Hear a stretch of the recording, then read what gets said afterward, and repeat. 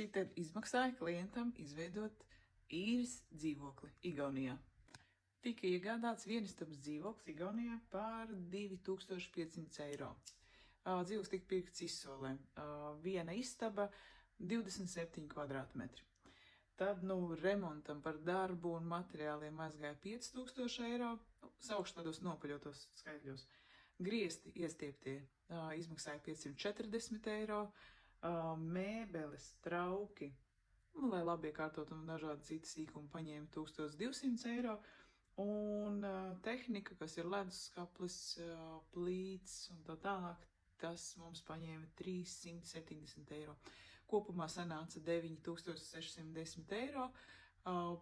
Provizoriskā īres maksa ir vidēji 150 eiro mēnesī, tas sanāk aptuveni 5,5 gadi atmaksāšanās periods.